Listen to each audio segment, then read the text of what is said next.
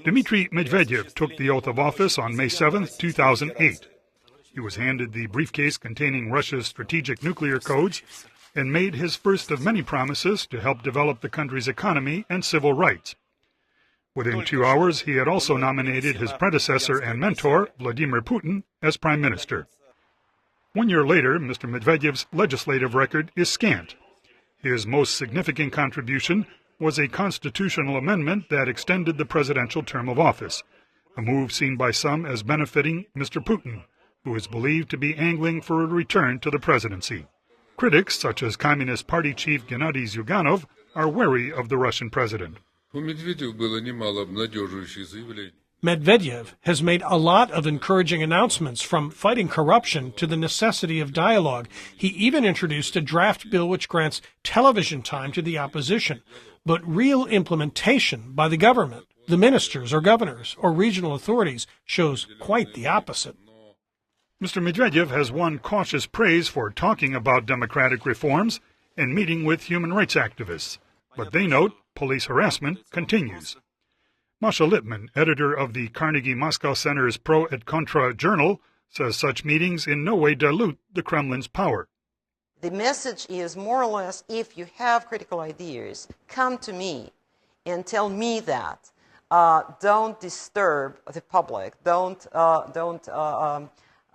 try to stir unwelcome sentiments among the public.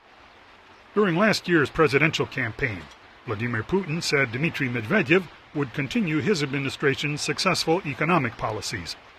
The Russian stock market responded to Mr. Medvedev, reaching a 2-week high on Inauguration Day. But since then, the economy has plummeted.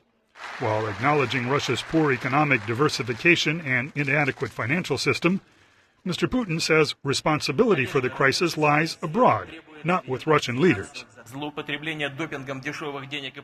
Doping the economy with cheap money and mortgage troubles in the United States have caused a real chain reaction, paralyzed the global financial system, and brought global distrust to the market, which of course affected real sectors of the economy. So who is in charge of Russia? Mr. Medvedev took the question at a news conference the day after his election on March 1, 2008. Under the Constitution of the Russian Federation, the foreign policy is determined by the president.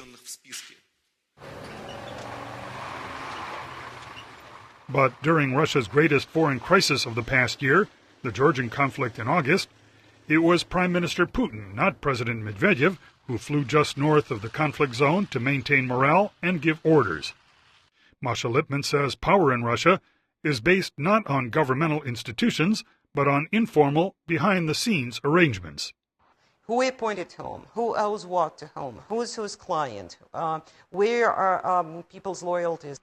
Lippman says Vladimir Putin, despite not being president, has succeeded in keeping political power by maintaining control over Russia's most sensitive agencies, including the military and state security. A recent survey by the Canadian Globescan agency for BBC's Russian service indicates only 15% of Russians believe Mr. Medvedev holds real power. This is 3% higher than Moscow's Levada Center poll in February. Both polls indicate roughly 50% of Russians think the president and prime minister share power equally. Peter Fedinsky, VOA News, Moscow.